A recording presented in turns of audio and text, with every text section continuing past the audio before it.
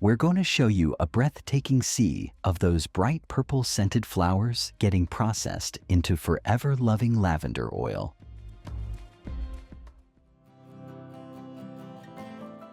These fields are usually located in regions with the perfect mix of sunshine and well-drained soil. Yes, like Provence in France or certain parts of Bulgaria where lavender thrives as it was born to rule. Having a good environment isn't enough. Farmers also need to perform proper protocols to prepare the land up to the mark. Lavender farming isn't as hands-off as it looks. Weeds can be a lavender plant's worst enemy, competing for nutrients and water. That's why farmers need to use organic methods like mulch to block weeds.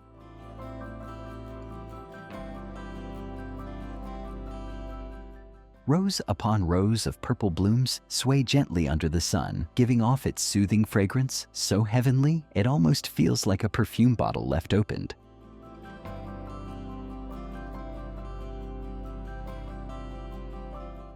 Lavender fields are indeed a sensory paradise, healing our emotions with those rows of soft purple blooms.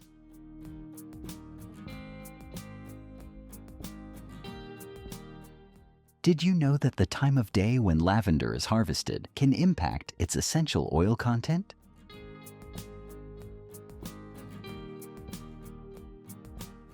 Harvesting typically happens early in the morning or late in the afternoon when the sun isn't too harsh. Yes, it does have a good reason. This is when the oil concentration in the flowers is at its peak, ensuring that lavender water will be packed with that rich, calming aroma.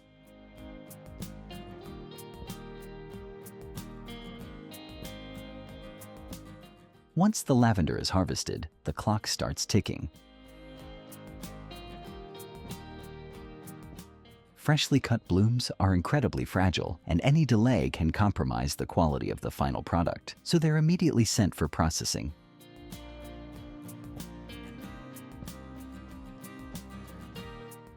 What works best in this scenario is distillation, which means to pass the steam through the chamber.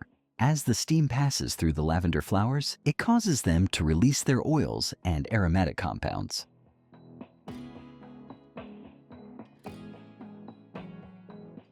The vapor is carefully funneled through cooling coils where it condenses into two layers, lavender essential oil on top and a byproduct called lavender hydrosol below.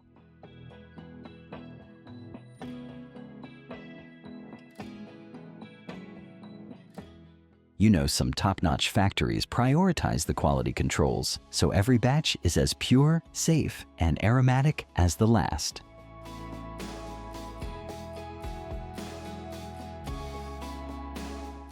After all, this isn't just about smelling nice. Lavender oil often ends up in skincare products, sprays, and even edible goods, so it needs to meet strict standards.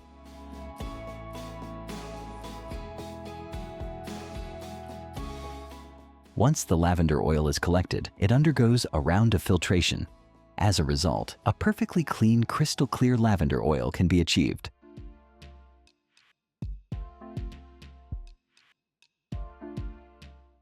Lavender oil needs to be gentle on the skin, so it's tested batch by batch via different methods to make sure it's ready to go out now.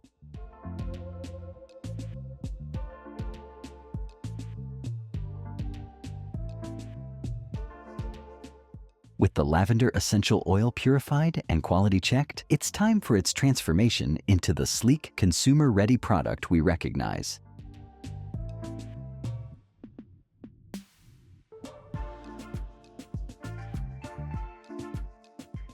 The bottling process is where functionality meets aesthetics, right?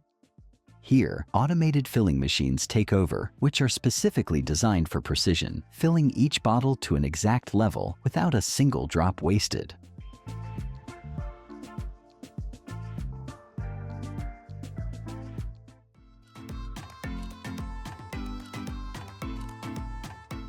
While the crop's waste will be removed at the scene. You know what's even cool? Factories don't just toss that leftover lavender mass for no reason. It's actually still packed with rich nutrients, which are super useful for soil.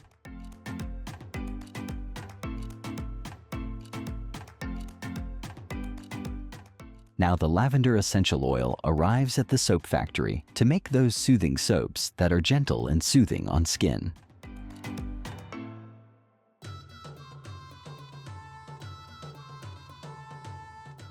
They carefully calculate the exact amount of lavender essential oil to mix into the base. Too much, and the soap becomes overpowering, which we won't appreciate.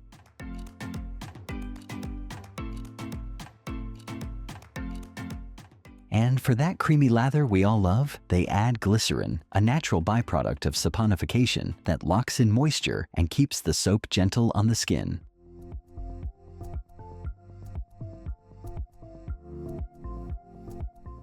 While researching what else lavender could offer to help us calm down, one more thing instantly crossed my mind: lavender tea. For this purpose, the lavender heads are separated from their stalks using gentle threshing machines. This process is mesmerizing to watch as the flowers seem to rain down in soft purple clouds.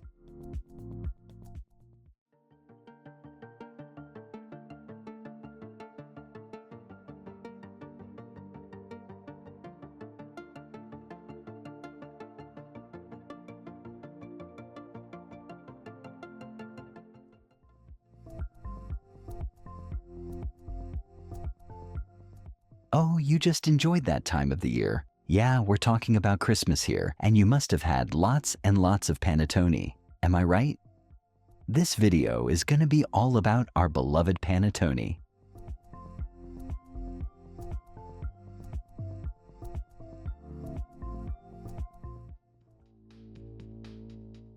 Gathering ingredients for any product is the most important yet special process of all that literally starts months before production peaks, especially for the holiday season. I mean, in order to keep things smooth, factories must ensure a steady supply of the highest quality ingredients, often sourced from specialized producers worldwide. As soon as they bring in their gathered ingredients, the dough mixing begins.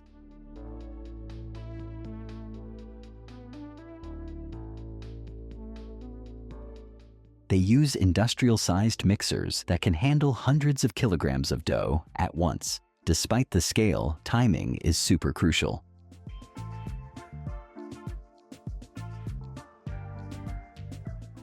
The dough must rest for a specific duration, often between 12 to 20 hours, to allow the natural yeast to ferment and create that iconic light and airy texture.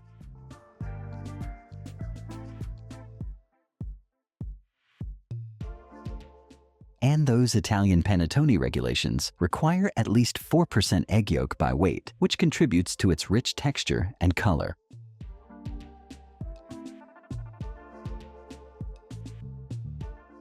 About those ingredients, the sugar used in Panettone is typically granulated cane sugar and a little blend of beet sugar.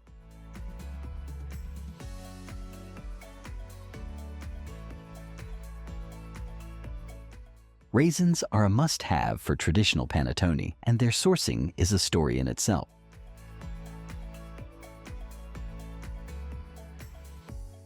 They often import raisins from countries like Turkey, the US, or South Africa, where the best varieties are grown.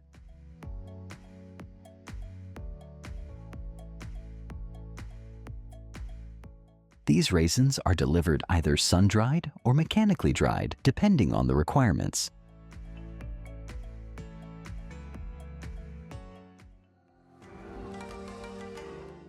Some high-end Panettone recipes call for golden raisins, which are sulfur-dried to retain their lighter color and fruity taste.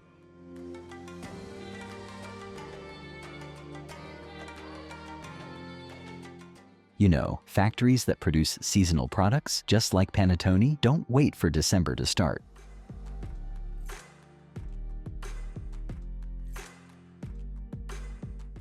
Preparations often begin as early as July or August. Bulk orders for key ingredients are placed months ahead to avoid shortages. Factories also ramp up staffing during this period, hiring seasonal workers and training them to handle the production surge. While I also heard some factories produce up to 50% of their yearly Panettone output in the last quarter of the year.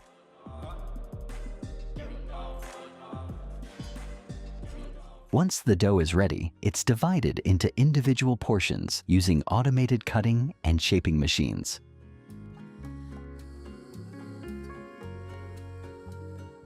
These machines are precise to the gram, ensuring uniformity in size and weight.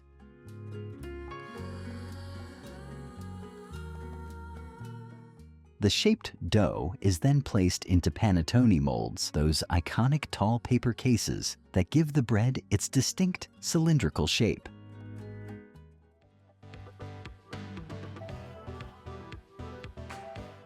The molds are made of grease-resistant paper and help the dough hold its form during proofing and baking.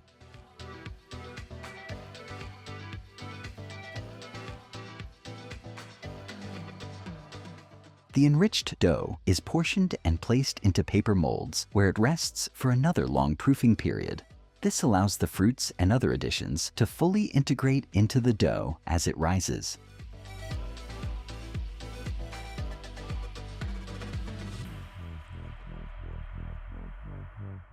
Panettone is baked in large ovens designed to accommodate hundreds of loaves at a time.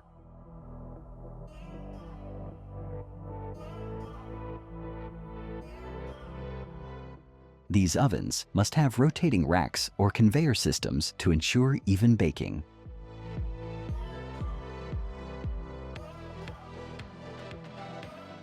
The dome-shaped top of Panettone is often hand-scored before baking to encourage even rising.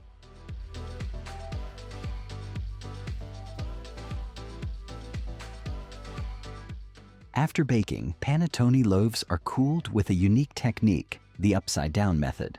This prevents the delicate airy structure from collapsing as it cools.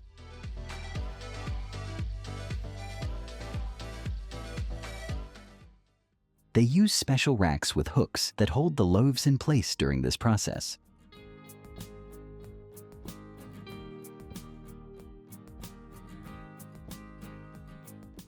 Cooling takes several hours, and skipping this step could result in dense, deflated loaves.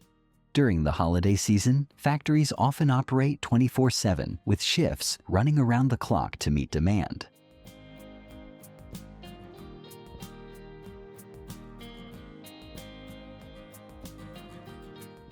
For those who prefer a less fruity Panettone, chocolate-filled Panettone is a popular alternative.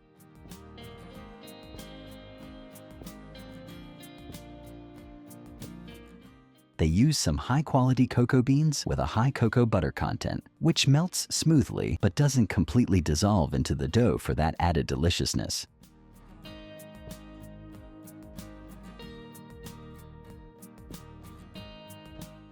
Chocolate Panettone has gained popularity in non-traditional markets like the US and Asia, appealing to those who prefer indulgent flavors over fruity ones.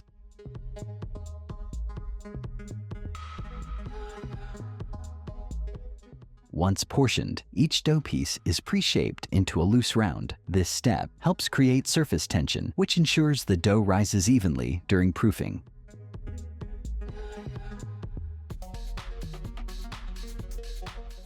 This resting period allows the gluten structure, which gives Panettone its elasticity and strength, to develop fully.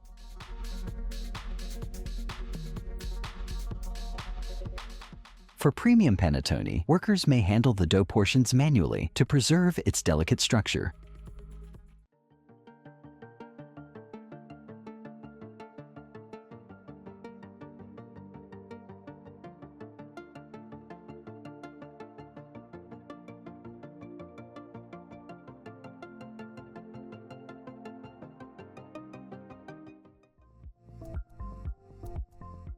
Today's a very special video, not only for me, but for all those folks who have fascinated bubblegums the whole way through.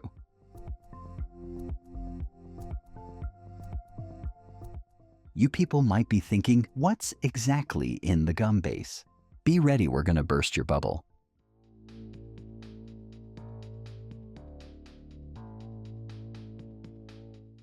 Back in the day, they used natural tree saps like chicle, yeah, an ingredient, right from a real tree. It was stretchy and held flavors like a real boss, if that made sense. But now, they've gone synthetic. Stuff like butadiene styrene rubber and polyisobutylene.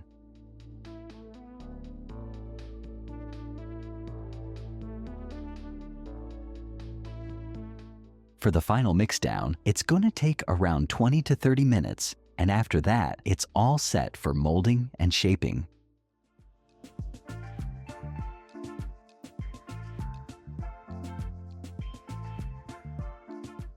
Okay, now that little bit of dusting with powdered sugar is important to enhance the flavor and obviously so the gums won't stick to each other.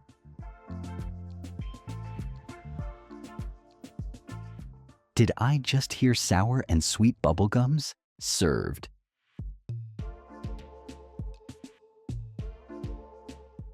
Imagine going through all that just to end up getting blown into a bubble and popped in someone's face.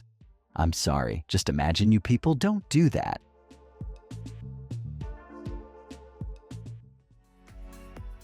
Here's how those other sour-colored bubble gums get their colorful cloaked on, and it's amazing. If you don't like those sour and sweet bubble gums, here's your most favorite and iconic bubble gum you see in every corner store. No, you're gonna give me its name.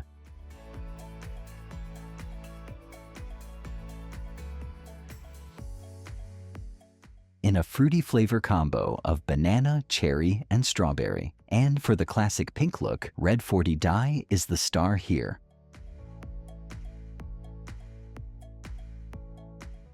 Why switch to synthetic stuff? It's super consistent, perfect for mass production, and makes sure every piece of gum is just right. Plus, we can tweak it to stay chewy longer.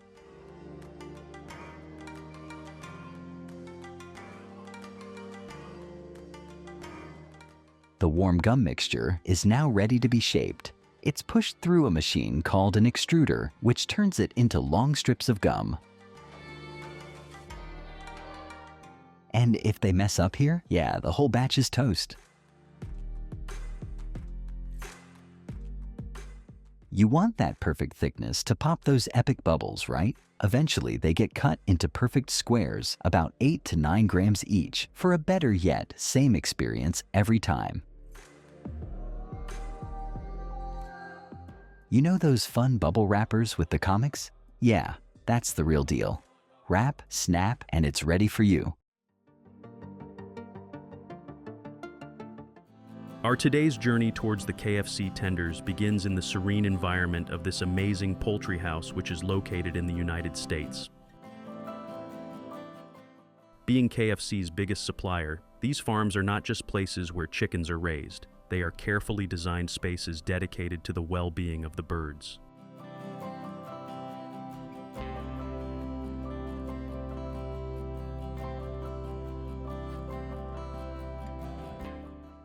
Automatic dispensers play a key role in maintaining the chicken's health. Fresh, clean water is always available thanks to these dispensers.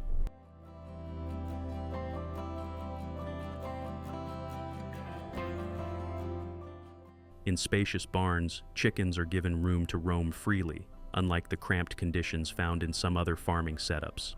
This freedom is crucial because a stress-free environment helps the chickens grow healthy and robust.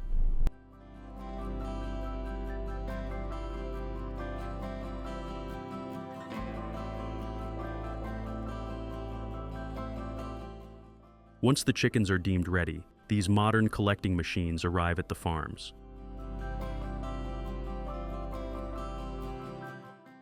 These machines are somewhat like large vacuum systems, but with a gentle touch. Instead of sucking up the chickens roughly, they handle them with great care.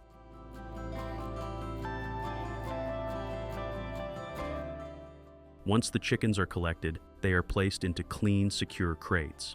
These crates are specifically designed to ensure the safety and comfort of the chickens during their journey. This helps reduce stress and keeps them calm throughout the trip.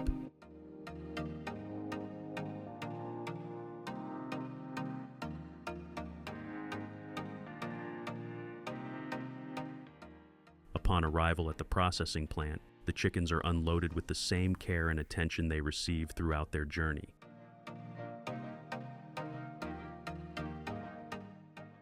The unloading process is handled by experienced workers who uses a bunch of conveyor belts and understand the importance of gentle handling. The focus remains on maintaining their health and safety, which is crucial for producing high-quality products.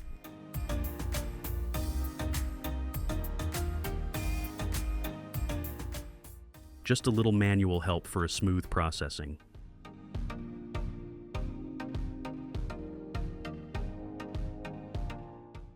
The processing plant is a marvel of modern technology, designed to handle large volumes of chickens while ensuring efficiency and precision. As the chickens travel along the conveyor belt, they pass through a stunning machine. This machine is designed to render the chickens unconscious in a way that is both quick and painless. One of the most important steps in the processing plant is ensuring the chickens are treated humanely. This commitment to humane treatment reflects the industry's focus on animal welfare. The chickens move to the feather removal stage. This is where a specialized machine removes all the feathers from the chickens. One of the first steps involves separating the chicken feet from the rest of the body. After the feet are removed, the chickens move on to the next stage, where their internal sections are cleaned out. Once the internal cleaning is complete, the chickens are thoroughly washed. The washing process, held in the pool of water that also uses high-pressure water jets to remove any remaining blood or impurities.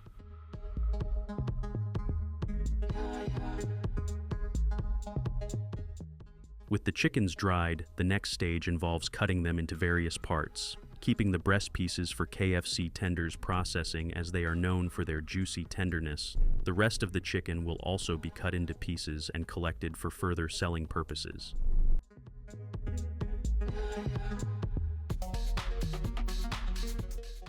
I almost forgot, but the machines don't. Before making cuts to the breast pieces, the abrasive roller pins conveniently removes the skin from the breast piece, so you never have to compromise on taste and quality.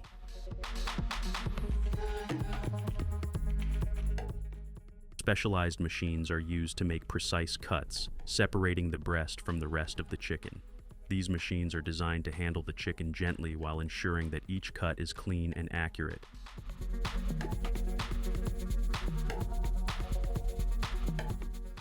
The breast pieces are cut from the bony parts of the chicken, which are handled separately.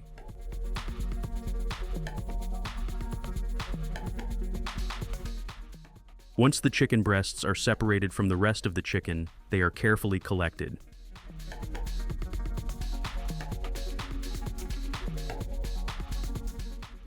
Now the breast pieces are being placed into drum rollers. This part of the process is designed to make the chicken breasts even juicier. The drum rollers gently tumble the chicken pieces, allowing them to lock in moisture and enhance the overall tenderness of the chicken.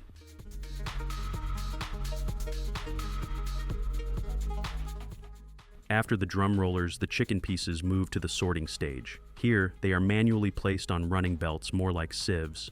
These sieves allow experts to inspect each piece carefully.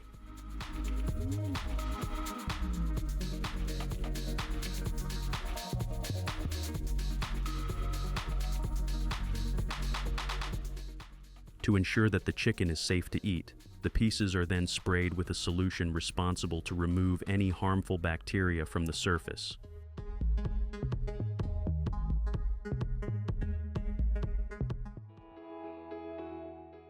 The spray helps to reduce the risk of contamination and ensures that the chicken is clean and ready.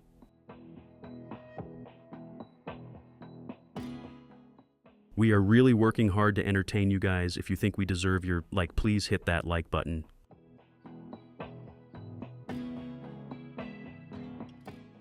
Once the chicken pieces are thoroughly cleaned, they are coated with flour to a delicious texture to the chicken and helps in creating a crispy coating when fried. Importantly, no artificial ingredients are used in this flour coating.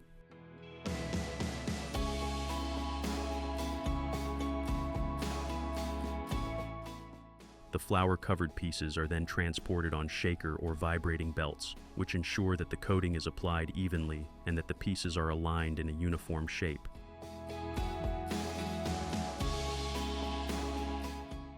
This partial frying locks in the tenderness and juiciness of the chicken while giving it a golden brown color and a crisp texture on the outside.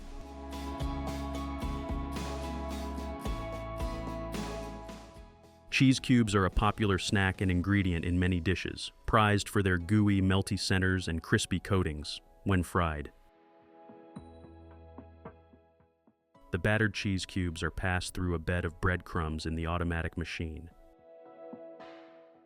These machines not only increase efficiency, but also ensure consistency and quality in the final product. By automating the process, manufacturers can produce large quantities of cheese cubes with perfect coatings every time.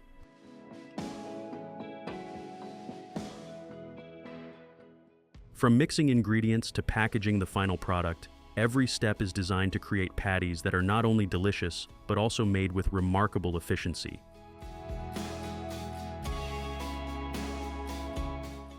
Carrying the capacity of 1,500 liters at a time, they can literally cope up with the bigger projects, like more than hundreds and thousands of patties every day.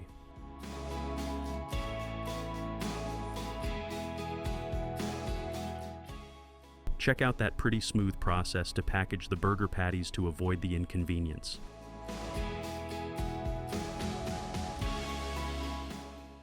Enjoying that burger crunch or dreaming right now? Anyways, in both the case, you need to complete that fast food party with chicken nuggets. Even if you don't like those crispy and juicy chicken nuggets, you gotta watch this video. That may trigger some taste buds in you.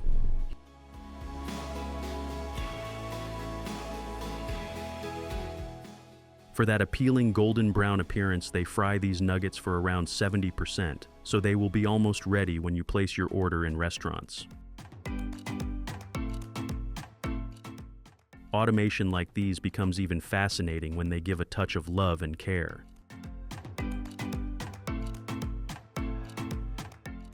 Here are two sort of nuggets being made, and if you ask me, both are something delicious enough to die for. I'm kind of a huge foodie,